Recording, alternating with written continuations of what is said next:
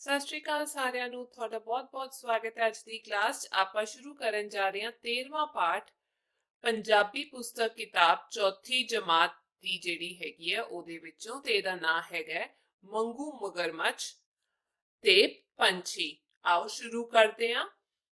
ਸੈਂਕੜੇ ਵਰੇ ਪਹਿਲਾਂ ਦੀ ਗੱਲ ਹੈ। ਉਦੋਂ ਮਗਰਮੱਛ ਆਪਣੇ ਦੰਦ ਸਾਫ਼ ਨਹੀਂ ਸਨ ਕਰਦੇ। ਉਹ ਸਾਰਾ ਦਿਨ ਗੰਦੇ ਬੜੇ ਰਹਿੰਦੇ ਸਨ। ਮੰਗੂ ਮਗਰਮੱਛ ਵੀ ਬਾਕੀ ਮਗਰਮੱਛਾਂ ਵਰਗਾ ਹੀ ਸੀ। ਇੱਕ ਦਿਨ ਉਹ ਨਦੀ ਤੋਂ ਬਾਹਰ ਧੁੱਪੇ ਲੰਬਾ ਪਿਆ ਸੀ। ਇੱਕ ਚਿੜੀ ਰੁੱਖ ਉੱਤੇ ਬੈਠੀ ਤਾਣੀ ਨਾਲ ਚੁੰਝ ਰਗੜ ਰਹੀ ਸੀ, ਕਦੇ ਇੱਕ ਪਾਸਿਓਂ ਤੇ ਕਦੇ ਦੂਜੇ ਪਾਸਿਓਂ। ਤੇ ਇੱਥੇ ਦੱਸਿਆ ਗਿਆ ਵੀ ਸੈਂਕੜੇ ਸਾਲ, ਬਹੁਤ ਸਾਲ ਪਹਿਲਾਂ ਦੀ ਗੱਲ ਹੈ, ਜਦੋਂ ਮਗਰਮੱਛ ਆਪਣੇ ਦੰਦ ਨਹੀਂ ਸਾਫ਼ ਕਰਦੇ ਸੀ। ਤੇ ਉਹੀ ਸੀ ਮੰਗੂ ਦੀ ਕਹਾਣੀ ਵੀ। ਉਹ ਵੀ ਆਪਣੇ ਦੰਦ ਨਹੀਂ ਸਾਫ਼ ਕਰਦਾ ਸੀ ਤੇ ਇੱਕ ਦਿਨ ਉਹ ਧੁੱਪੇ ਪਿਆ ਸੀ ਤੇ ਉਹਨੇ ਦੇਖਿਆ ਵੀ ਇੱਕ ਚਿੜੀ ਰੁੱਖ ਤੇ ਬੈਠੀ ਇੱਕ ਟਾਹਣੀ ਨਾਲ ਆਪਣੀ ਚੁੰਝ ਰਗੜ ਰਹੀ ਸੀ, ਕਦੇ ਇੱਕ ਪਾਸਿਓਂ ਤੇ ਕਦੇ ਦੂਜੇ ਪਾਸਿਓਂ। ਚਿੜੀਏ ਚਿੜੀਏ ਤੂੰ ਇਹ ਕੀ ਕਰ ਰਹੀ ਹੈ? ਮੰਗੂ ਮਗਰਮੱਛ ਨੇ ਪੁੱਛਿਆ। ਤੇ ਮੰਗੂ ਮਗਰਮੱਛ ਨੇ ਦੇਖਦਿਆਂ ਹੀ ਉਸਨੂੰ ਪੁੱਛਿਆ ਵੀ ਤੂੰ ਇਹ ਕੀ ਕਰ ਰਹੀ ਹੈ? ਭੋਜਨ ਖਾਣ ਪਿੱਛੋਂ ਮੈਂ ਚੁੰਝ ਸਾਫ਼ ਕਰ ਰਹੀ ਹਾਂ, ਚਿੜੀ ਨੇ ਦੱਸਿਆ। ਕਾਹਦੇ ਲਈ? ਵੇਖ ਮੰਗੂ, ਸਾਨੂੰ ਹਮੇਸ਼ਾ ਸਾਫ਼ ਸੁਥਰੇ ਬਣ ਕੇ ਰਹਿਣਾ ਚਾਹੀਦਾ ਹੈ। ਤੂੰ ਵੀ ਭੋਜਨ ਖਾਣ ਤੋਂ ਪਿੱਛੋਂ ਮੂੰਹ ਸਾਫ਼ ਕਰਿਆ ਕਰ। ਤੇ ਚਿੜੀ ਜਵਾਬ ਦਿੰਦੀ ਹੈ ਵੀ ਭੋਜਨ ਖਾਣ ਤੋਂ ਬਾਅਦ ਮੈਂ ਆਪਣੇ ਚੁੰਝ ਸਾਫ਼ ਕਰਦੀ ਆ। ਤਾਂ ਮਗਰਮੱਛ ਪੁੱਛਦਾ ਵੀ ਕਾਹਦੇ ਲਈ? ਵੀ ਖਾ ਲਿਆ, ਖਤਮ ਗੱਲ। ਤੇ ਚਿੜੀ ਸਮਝਾਉਂਦੀ ਹੈ ਵੀ ਦੇਖ ਮੰਗੂ, ਸਾਨੂੰ ਆਪਣੀ ਸਾਫ਼ ਸਫਾਈ ਰੱਖਣੀ ਬਹੁਤ ਜ਼ਰੂਰੀ ਹੈਗੀ ਹੈ ਤੇ ਮੈਂ ਤਾਂ ਇਹ ਕਹਾਂਗੀ ਵੀ ਖਾਣਾ ਖਾਣ ਪਿੱਛੋਂ ਤੂੰ ਵੀ ਆਪਣੇ ਦੰਦ ਸਾਫ਼ ਕਰਿਆ ਕਰ, ਆਪਣਾ ਮੂੰਹ ਸਾਫ਼ ਰੱਖਿਆ ਕਰ। ਮੂੰਹ ਸਾਫ਼ ਕਰਨ ਨਾਲ ਕੀ ਹੋਊ? ਤੂੰ ਸੋਹਣਾ ਲੱਗੇਗਾ। ਹੋਰ ਤੇਰੇ ਕੋਲੋਂ ਬਦਬੂ ਵੀ ਨਹੀਂ ਆਊ। ਹੋਰ ਤੇਰੀ ਸਿਹਤ ਚੰਗੀ ਰਹੂ, ਤੂੰ ਬਿਮਾਰ ਵੀ ਨਹੀਂ ਹੋਵੇਗਾ। ਤੇ ਮੰਗੂ ਕਹਿੰਦਾ ਵੀ ਇਹ ਦੰਦ ਸਾਫ਼ ਕਰਨ ਨਾਲ ਮੇਰਾ ਕੀ ਫਾਇਦਾ ਹੋਏ, ਇਹਦੇ ਨਾਲ ਕੀ ਹੁੰਦਾ ਹੈ? ਤੇ ਚਿੜੀ ਕਹਿੰਦੀ ਵੀ ਦੰਦ ਸਾਫ਼ ਕਰਕੇ ਜੇ ਤੂੰ ਰੱਖੇਗਾ, ਸਰੀਰ ਦੀ ਸਫਾਈ ਰੱਖੇਗਾ ਤਾਂ ਤੂੰ ਸੋਹਣਾ ਲੱਗੇਗਾ। ਤੇ ਮੰਗੂ ਕਹਿੰਦਾ ਹੋਰ ਕੋਈ ਫਾਇਦਾ ਹੈਗਾ? ਤੇ ਉਹ ਕਹਿੰਦੀ ਹਾਂ, ਵੀ ਤੇਰੇ ਕੋਲੋਂ ਬਦਬੂ ਨਹੀਂ ਆਏਗੀ, ਤੂੰ ਸਿਹਤਮੰਦ ਰਹੇਗਾ। ਅੱਗੇ ਵਧਦੇ ਹਾਂ। ਮੰਗੂ ਮਗਰਮੱਛ ਨੂੰ ਚਿੜੀ ਦੀਆਂ ਗੱਲਾਂ ਚੰਗੀਆਂ ਲੱਗੀਆਂ। ਉਸਨੇ ਵੀ ਚਿੜੀ ਵਾਂਗ ਹੇਠਾਂ ਬੂਥੀ ਰਗੜੀ। ਉੱਥੇ ਚਿੱਕੜ ਸੀ। ਮੰਗੂ ਦਾ ਮੂੰਹ ਚਿੱਕੜ ਨਾਲ ਲਿਬੜ ਗਿਆ। ਤੇ ਮੰਗੂ ਨੇ ਜਦ ਉਹਦੀ ਚਿੜੀ ਦੀ ਗੱਲ ਸੁਣੀ ਤੇ ਉਹਨੂੰ ਵਧੀਆ ਲੱਗੀ। ਉਹਨੇ ਸੋਚਿਆ ਵੀ ਮੈਂ ਵੀ ਹੁਣ ਆਪਣਾ ਸਾਫ਼ ਕਰਾਂਗਾ ਮੂੰਹ। ਤੇ ਉਹਨੇ ਜਦ ਆਪਣਾ ਮੂੰਹ ਹੇਠਾਂ ਕੀਤਾ, ਥੱਲੇ ਚਿੱਕੜ ਸੀ ਤੇ ਉਹਨੇ ਉਹਦੇ ਵਿੱਚ ਹੀ ਰਗੜ ਦਿੱਤਾ। ਹੁਣ ਸਾਰਾ ਦਾ ਸਾਰਾ ਮੂੰਹ ਉਹਦਾ ਲਿਬੜ ਗਿਆ। ਚਿੜੀ ਹੱਸਣ ਲੱਗ ਪਈ। ਭੋਲਿਆ, ਇਸ ਤਰ੍ਹਾਂ ਤਾਂ ਚੁੰਝ ਸਾਫ਼ ਕਰੀਦੀ ਹੈ। ਤੇ ਚਿੜੀ ਇਹ ਦੇਖ ਕੇ ਹੱਸਣ ਲੱਗ ਗਈ। ਉਹ ਕਹਿੰਦੀ ਹੈ ਭੋਲਿਆ, ਏਦਾਂ ਤਾਂ ਅਸੀਂ ਆਪਣੀ ਚੁੰਝ ਸਾਫ਼ ਕਰਦੇ ਆ, ਤੇਰਾ ਮੂੰਹ ਕਿੱਥੋਂ ਸਾਫ਼ ਹੋ ਜੂ ਏਦਾਂ? ਮੰਗੂ ਮਗਰਮੱਛ ਝੱਟ ਨਦੀ ਵਿੱਚ ਵੜ ਗਿਆ।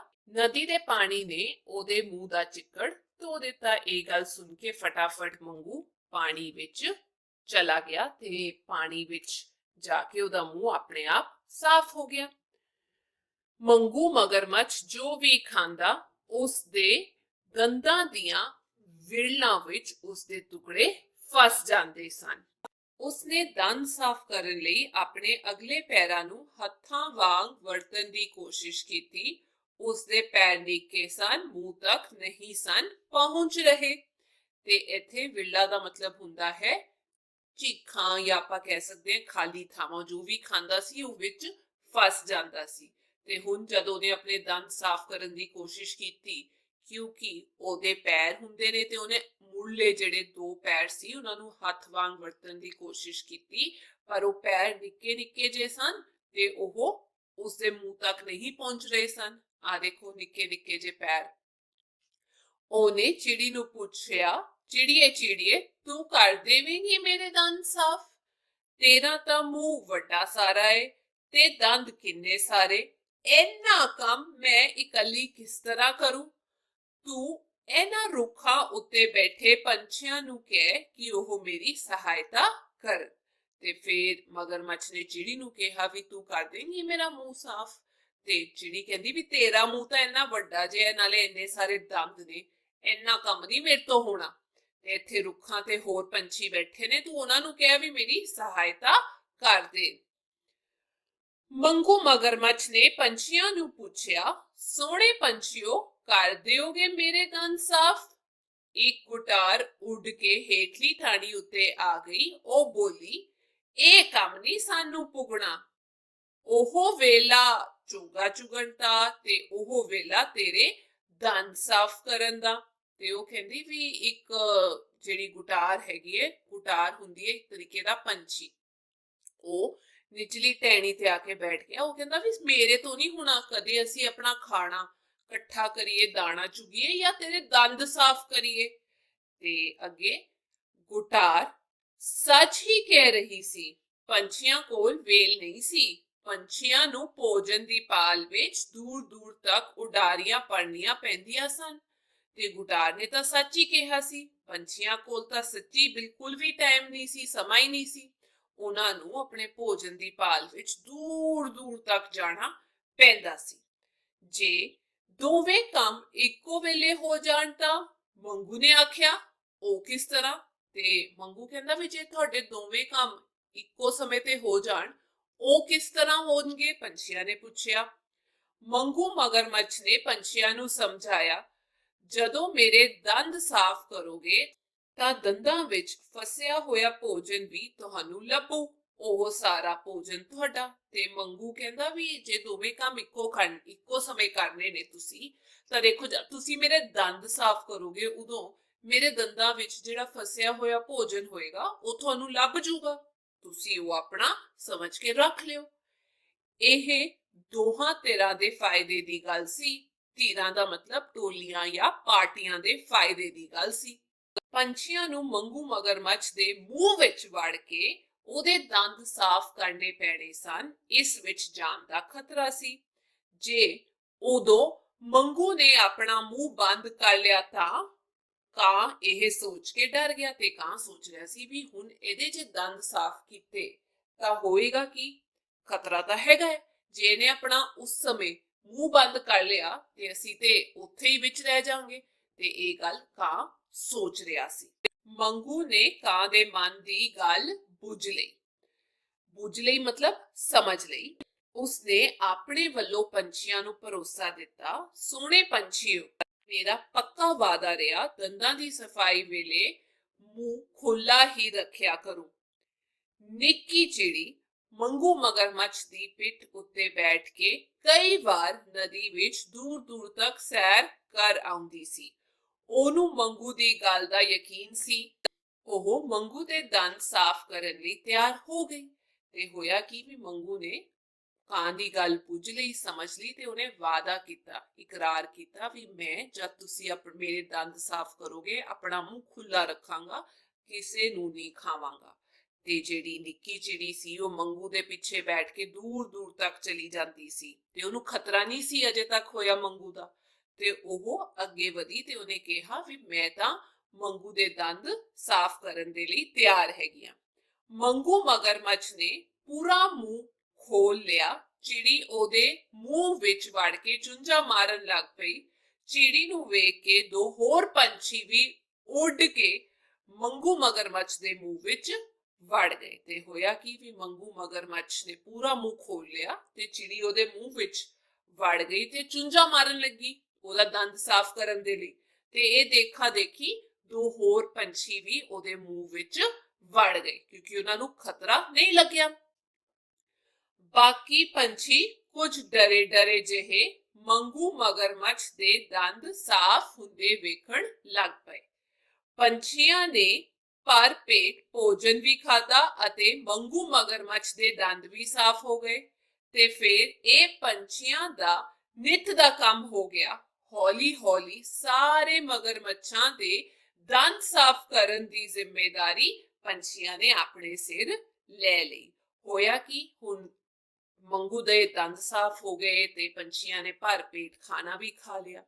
ਤੇ ਉਸ ਤੋਂ ਬਾਅਦ ਇਹ ਰੋਜ਼ ਦਾ ਕੰਮ ਹੋ ਗਿਆ, ਪੰਛੀਆਂ ਦਾ ਨਿੱਤ ਦਾ ਕੰਮ ਹੋ ਗਿਆ। ਤੇ ਹੌਲੀ ਹੌਲੀ ਇੰਜ ਹੀ ਸਾਰੇ ਮਗਰਮੱਛਾਂ ਨੇ ਆਪਣੇ ਦੰਦ ਸਾਫ਼ ਕਰਵਾਣੇ ਸ਼ੁਰੂ ਕਰਤੇ ਤੇ ਚਿੜੀਆਂ ਨੇ ਇਸ ਦੀ ਜ਼ਿੰਮੇਵਾਰੀ ਆਪਣੇ ਸਿਰ ਤੇ ਲੈ ਲਈ। ਠੀਕ ਹੈ ਬੱਚਿਓ, ਅੱਗੇ ਚੱਲਦੇ ਹੈਗੇ ਆ ਪਾਠ ਅਭਿਆਸ। ਪਹਿਲਾ ਹੈ ਠੀਕ ਸ਼ਬਦ ਚੁਣ ਕੇ ਖਾਲੀ ਥਾਵਾਂ ਭਰੋ। ਇੱਥੇ ਦਿੱਤੇ ਹੋਏ ਨੇ ਸ਼ਬਦ। ਪਹਿਲਾ ਹੈਗਾ ਪਿੱਠ, ਚੁੰਝਾਂ, ਦੰਦ, ਭੋਜਨ ਤੇ ਚਿੱਕੜ। ਊੜਾ ਹੈਗਾ ਨਦੀ ਦੇ ਪਾਣੀ ਨੇ ਉਹਦੇ ਮੂੰਹ ਦਾ ਡੈਸ਼ ਧੋ ਦਿੱਤਾ। ਚਿੱਕੜ। ਐੜਾ ਪੰਛੀਆਂ ਨੂੰ ਡੈਸ਼ ਦੀ ਭਾਲ ਵਿੱਚ ਦੂਰ ਦੂਰ ਤੱਕ ਉਡਾਰੀਆਂ ਭਰਨੀਆਂ ਪੈਂਦੀਆਂ ਸਨ। ਉਹਨਾਂ ਨੂੰ ਭੋਜਨ ਦੀ ਭਾਲ ਵਿੱਚ। ਈੜੀ ਨਿੱਕੀ ਚਿੜੀ ਮੰਗੂ ਮਗਰਮੱਛ ਦੀ ਡੈਸ਼ ਉੱਤੇ ਬੈਠ ਕੇ ਕਈ ਵਾਰ ਨਦੀ ਵਿੱਚ ਦੂਰ ਦੂਰ ਤੱਕ ਸੈਰ ਕਰ ਆਉਂਦੀ ਸੀ। ਪਿੱਠ।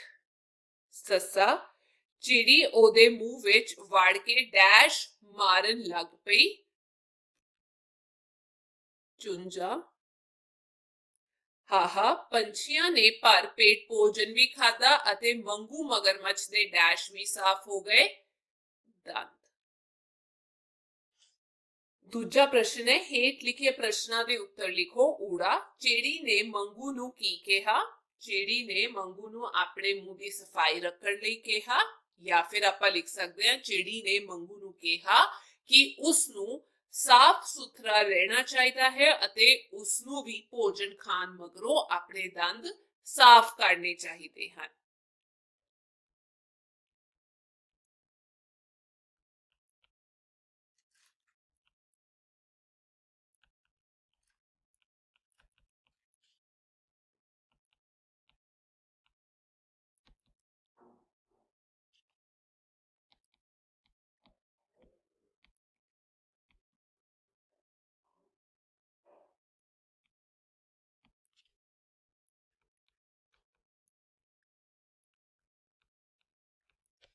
ਜਾਂ ਤੁਸੀਂ ਲਿਖ ਸਕਦੇ ਹੋ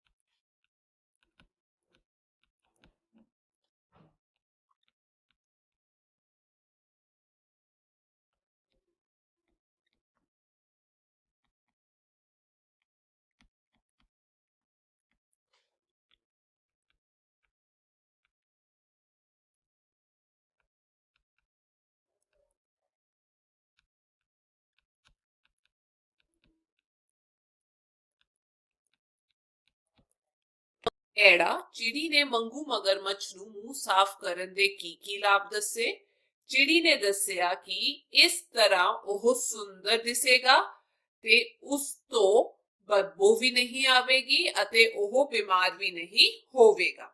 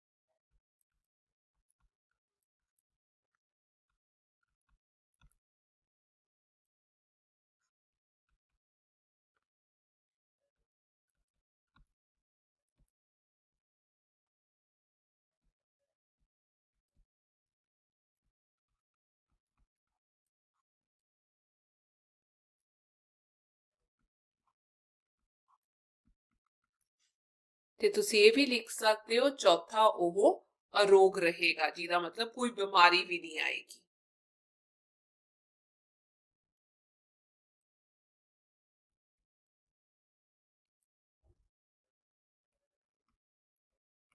ਕੁਝ ਵੀ ਲਿਖ ਸਕਦੇ ਹੋ ਇਹਨਾਂ ਦੋਵਾਂ ਵਿੱਚੋਂ। ਈੜੀ, ਗੁਟਾਰ ਨੇ ਮੰਗੂ ਮਗਰਮੱਛ ਨੂੰ ਕੀ ਕਿਹਾ?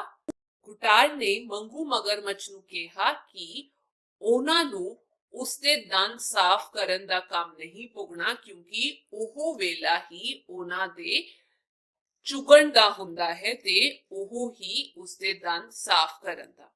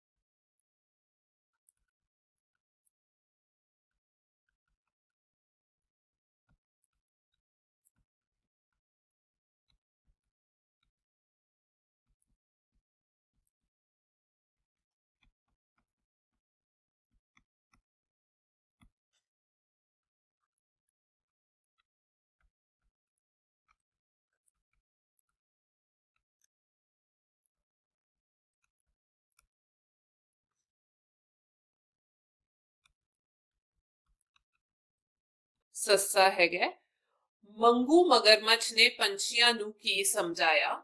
ਮੰਗੂ ਮਗਰਮੱਛ ਨੇ ਪੰਛੀਆਂ ਨੂੰ ਸਮਝਾਇਆ ਕਿ ਦੰਦ ਸਾਫ਼ ਕਰਨ ਵੇਲੇ ਦੰਦਾਂ ਵਿੱਚ ਫਸਿਆ ਭੋਜਨ ਤੁਹਾਡਾ ਹੋਵੇਗਾ, ਜਾਂ ਆਪਾਂ ਇਹ ਵੀ ਲਿਖ ਸਕਦੇ ਹਾਂ, ਮੰਗੂ ਨੇ ਪੰਛੀਆਂ ਨੂੰ ਸਮਝਾਇਆ ਕਿ ਜੇਕਰ ਉਹ ਉਸਦੇ ਦੰਦ ਸਾਫ਼ ਕਰਨਗੇ ਤਾਂ ਉਹਨਾਂ ਨੂੰ ਉਸਦੇ ਦੰਦਾਂ ਵਿੱਚ ਫਸਿਆ ਭੋਜਨ ਵੀ ਲੱਭੇਗਾ।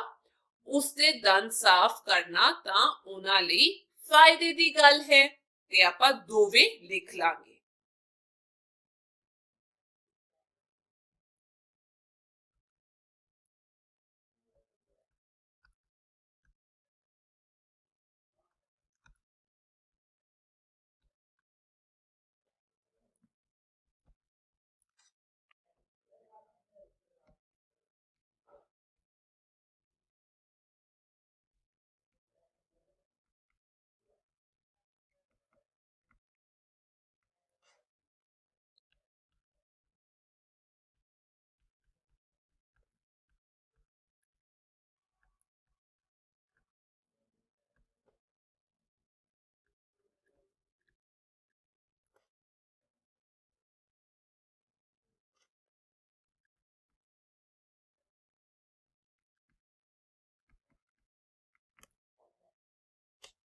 ਜਾਂ ਆਪਾਂ ਇਹ ਲਿਖ ਸਕਦੇ ਹਾਂ,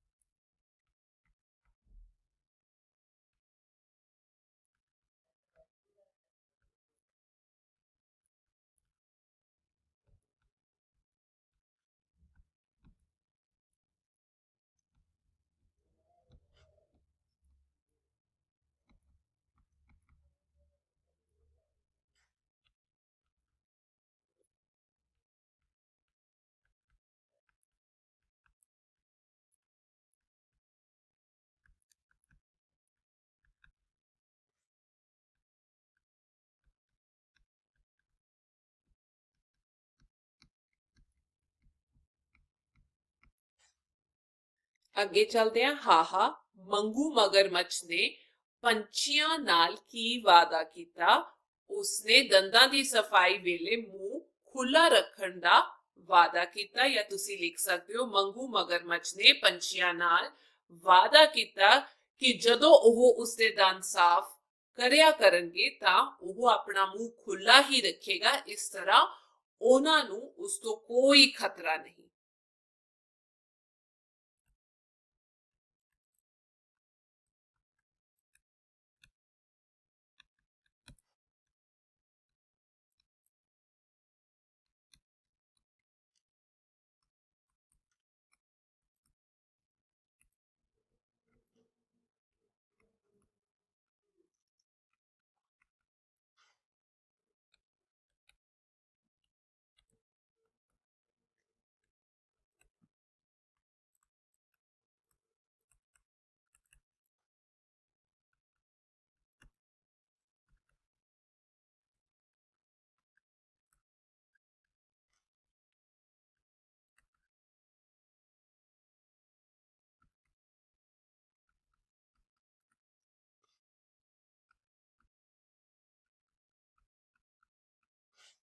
ਜਾਂ ਆਪਾਂ ਲਿਖ ਸਕਦੇ ਹਾਂ,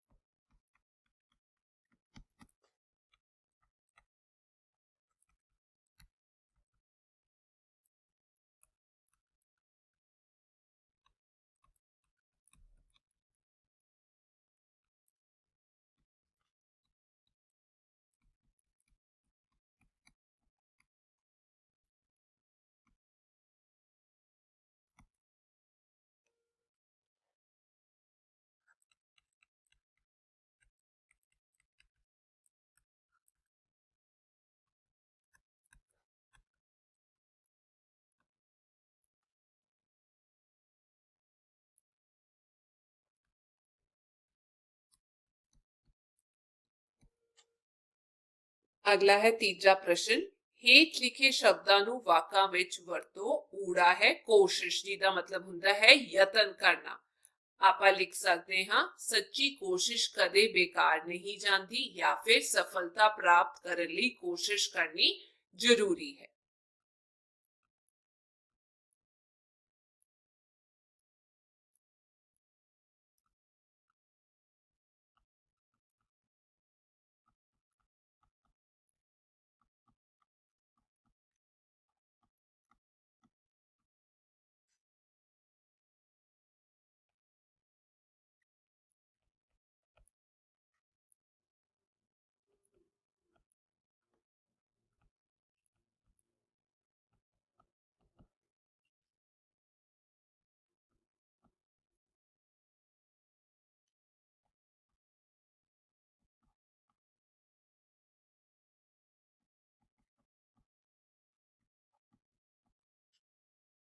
ਐੜਾ ਸਹਾਇਤਾ, ਜਿਹਦਾ ਮਤਲਬ ਹੁੰਦਾ ਹੈ ਮਦਦ। ਆਪਾਂ ਲਿਖ ਸਕਦੇ ਹਾਂ, ਸਾਨੂੰ ਲੋੜਵੰਦਾਂ ਦੀ ਸਹਾਇਤਾ ਕਰਨੀ ਚਾਹੀਦੀ ਹੈ, ਜਾਂ ਉਸਨੇ ਮੇਰੀ ਔਖੇ ਵੇਲੇ ਸਹਾਇਤਾ ਕੀਤੀ।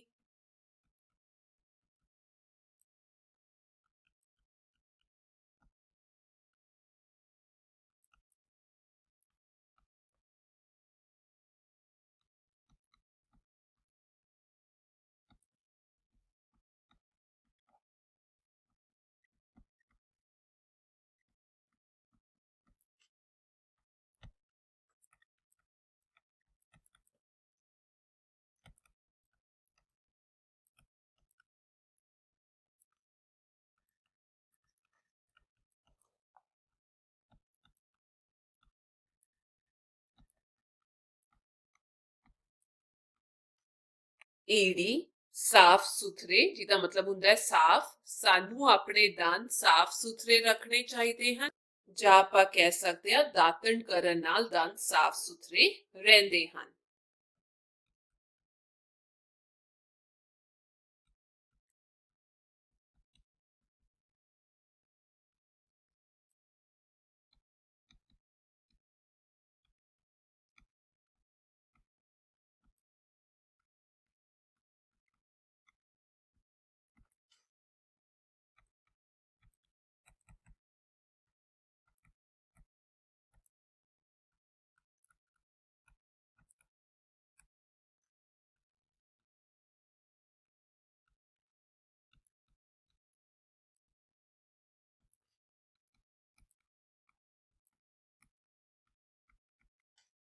ਸੱਸਾ ਜ਼ਿੰਮੇਵਾਰੀ ਜਿਹਦਾ ਮਤਲਬ ਹੁੰਦਾ ਹੈ ਸਿਰ ਲੈਣਾ ਕੋਈ ਚੀਜ਼ ਨੂੰ। ਆਪਾਂ ਲਿਖ ਸਕਦੇ ਹਾਂ ਇਹ ਕੰਮ ਕਰਨਾ ਹੁਣ ਤੇਰੀ ਜ਼ਿੰਮੇਵਾਰੀ ਹੈ, ਜਾਂ ਫਿਰ ਰੁੱਖਾਂ ਦੀ ਸੰਭਾਲ ਸਾਡੀ ਸਭ ਦੀ ਜ਼ਿੰਮੇਵਾਰੀ ਹੈ।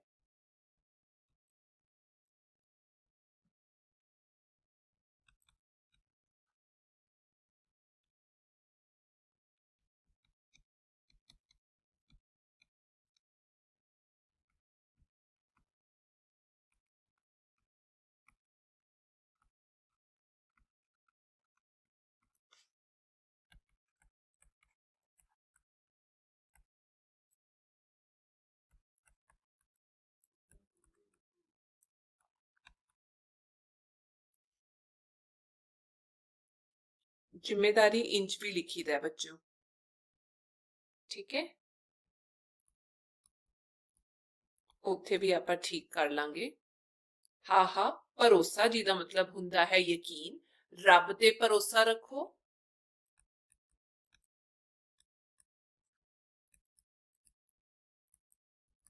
ਜਾਂ ਆਪਾਂ ਕਹਿ ਸਕਦੇ ਮੈਨੂੰ ਤੇਰੀ ਗੱਲ ਤੇ ਪੂਰਾ ਭਰੋਸਾ ਹੈ।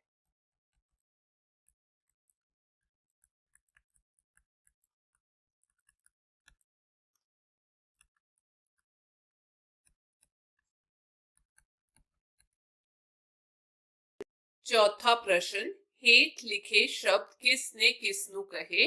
ऊड़ा, सानू हमेशा साफ सुथरे बन के रहना चाहिए, तू भी भोजन खाण तो पिछो मुंह साफ करया कर। यह शब्द चिड़ी ने मंगू मगरमच्छ नू कहे।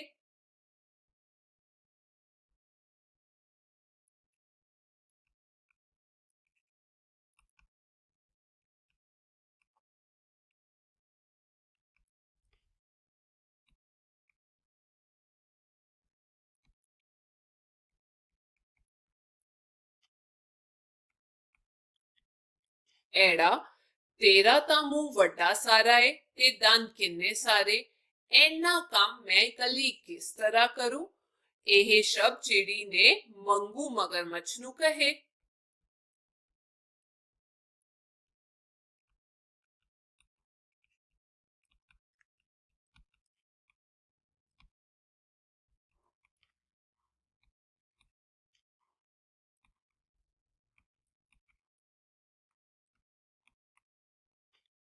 ਈੜੀ, ਇਹ ਕੰਮ ਨਹੀਂ ਸਾਨੂੰ ਪੁੱਗਣਾ। ਉਹ ਵੇਲਾ ਚੋਗਾ ਚੁਗਣ ਦਾ ਤੇ ਉਹ ਵੇਲਾ ਤੇਰੇ ਦੰਦ ਸਾਫ਼ ਕਰਨ ਦਾ। ਇਹ ਸ਼ਬਦ ਗੁਟਾਰ ਨੇ ਮੰਗੂ ਮਗਰਮੱਛ ਨੂੰ ਕਹੇ।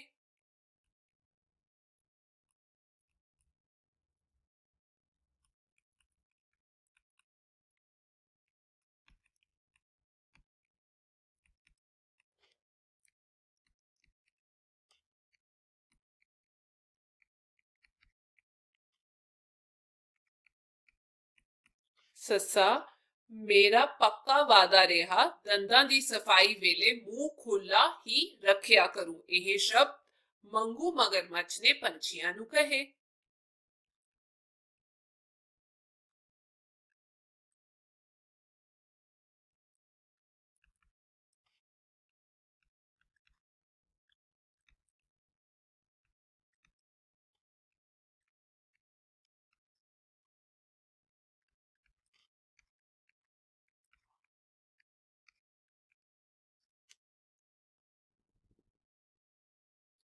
ਪੰਜਵਾਂ ਹੈ ਆਪਣੇ ਕਿਸੇ ਮਨਪਸੰਦ ਪੰਛੀ ਦੀ ਤਸਵੀਰ ਬਣਾਓ।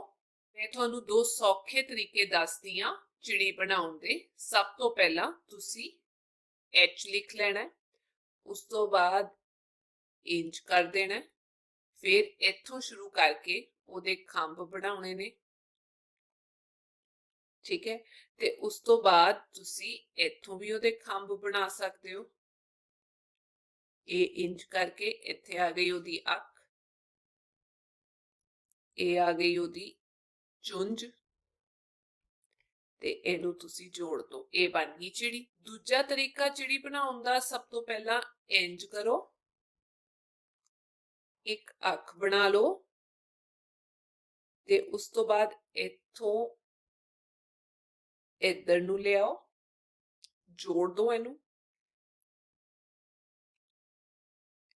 ਇੰਚ ਕਰਕੇ, ਇੱਥੋਂ ਖੰਭ ਬਣ ਗਿਆ, ਇੱਕ ਇੰਚ ਕਰਕੇ ਬਣ ਗਿਆ, ਤੇ ਇਹ ਤੁਹਾਡੀ ਬਣ ਗਈ ਇੱਕ ਹੋਰ ਚਿੜੀ। ਤੁਸੀਂ ਇਸ ਵਿੱਚ ਰੰਗ ਵੀ ਭਰ ਸਕਦੇ ਹੋ। ਅੱਗੇ ਚੱਲਦੇ ਹਾਂ। 6ਵਾਂ ਪ੍ਰਸ਼ਨ, ਦੰਦਾਂ ਦੀ ਸੰਭਾਲ। ਦੰਦਾਂ ਦੀ ਸੰਭਾਲ ਕਰੀਏ, ਇੱਥੇ ਲਿਖਿਆ ਕਿਵੇਂ ਕਰ ਸਕਦੇ ਹੋ? ਰੋਜ਼ਾਨਾ, ਦਾਤਣ ਜਾਂ ਬਰਸ਼ ਨਾਲ।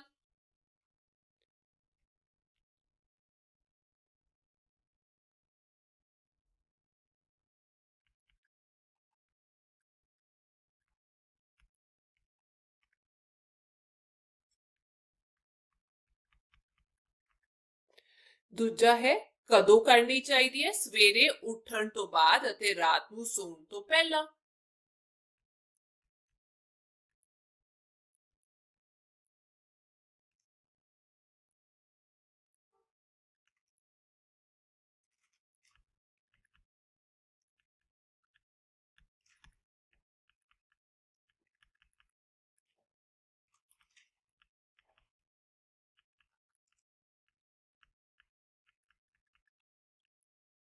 ਅਗਲਾ ਹੈ ਕਿਸ ਨਾਲ? ਦਾਤਰ ਨਾਲ ਜਾਂ ਬੁਰਸ਼ ਨਾਲ।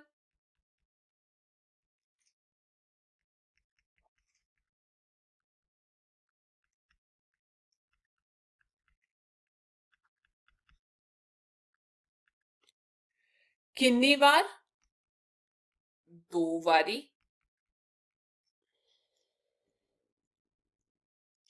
ਸੱਤਵਾਂ ਪ੍ਰਸ਼ਨ ਹੈ ਹੇਠ ਦਿੱਤੇ ਵਿਸ਼ੇ ਤੇ ਲੇਖ ਲਿਖੋ, ਤੇ ਇਹ ਹੈਗਾ ਦੀਵਾਲੀ ਤੇ ਆਪਾਂ ਲੇਖ ਲਿਖਣਾ ਹੈ। ਆਓ ਲਿਖੀਏ। ਆਪਾਂ ਲਿਖ ਸਕਦੇ ਹਾਂ ਦੀਵਾਲੀ ਭਾਰਤ ਵਿੱਚ ਮਨਾਇਆ ਜਾਣ ਵਾਲਾ ਸਭ ਤੋਂ ਪ੍ਰਸਿੱਧ ਤਿਉਹਾਰ ਹੈ। ਇਸ ਨੂੰ ਰੋਸ਼ਨੀਆਂ ਦਾ ਤਿਉਹਾਰ ਵੀ ਕਿਹਾ ਜਾਂਦਾ ਹੈ।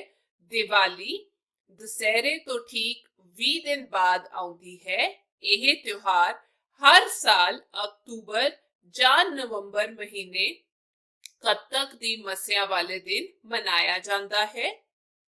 ਪਹਿਲਾਂ ਇਹਨਾਂ ਲਿਖ ਲੈਂਦੇ ਹਾਂ।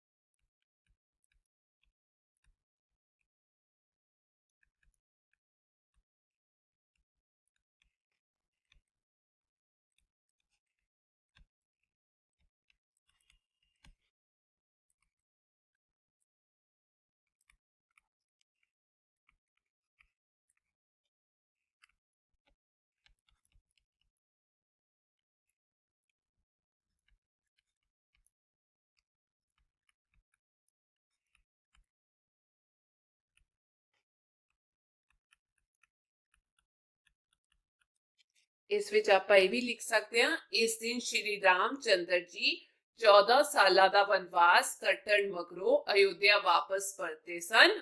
उन्हां दे आउण दी खुशी विच लोकां ने दीपमाला कीती सी।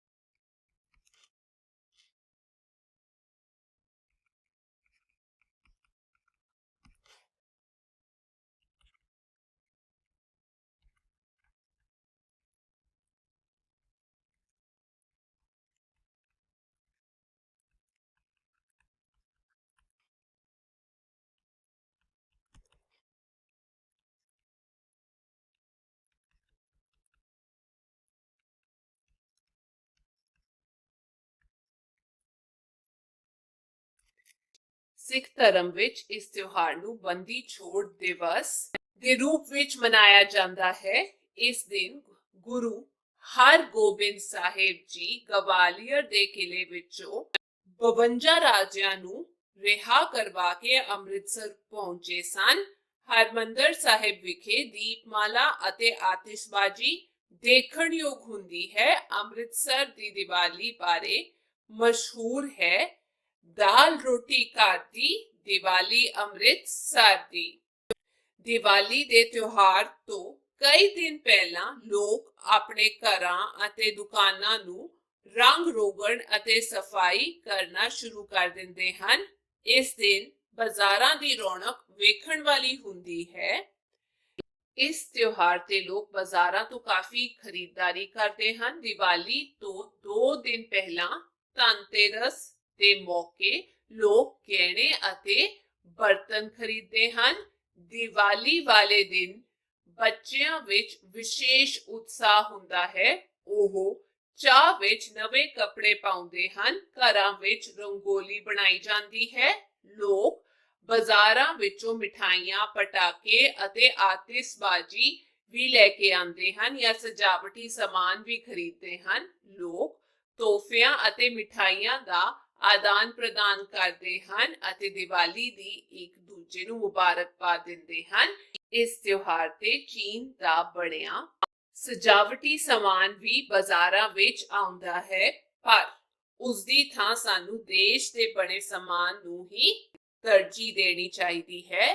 रात नूं लोग दीवियां मोमबत्तियां अते बल्बां नाल घरां नूं रोशन करदे हन। हिंदू लोग लक्ष्मी माता दी पूजा करते हैं अते घरां दे दरवाजे खुले रखते हैं। लोग खूब पटाके चलाउंदे हैं। हालांकि पटाके हवा नूं प्रदूषित करते हैं, सो बहुते पटाके चलाउण तो परहेज करना चाहिदा है। सानू पौधे लगा के हरी दिवाली मनाउणी चाहिदी है अते बहुत सारियां समाजिक बुराइयां तो भी बचना चाहिदा है। सानू इस धार्मिक त्योहार नू शांति अते सद्भावना नाल ही मनाउणा चाहिदा है। ते आओ हुण ये सब लिख लईए। ते इत्थे मैं सारा लिखता बाकी दा, तुसी इत्थों लिख सकते हो। ते ਇਹ ਸੀ ਅੱਜ ਦੀ ਕਲਾਸ। ਮੈਂ ਉਮੀਦ ਕਰਦੀ ਹਾਂ ਤੁਹਾਨੂੰ ਵਧੀਆ ਲੱਗੀ ਹੋਏਗੀ। ਹੁਣ ਆਪਾਂ ਅਗਲੀ ਕਲਾਸ 'ਚ ਮਿਲਾਂਗੇ। ਤਦ ਤੱਕ ਤੁਸੀਂ ਆਪਣਾ ਧਿਆਨ ਰੱਖਿਓ। ਸਤਿ ਸ਼੍ਰੀ ਅਕਾਲ।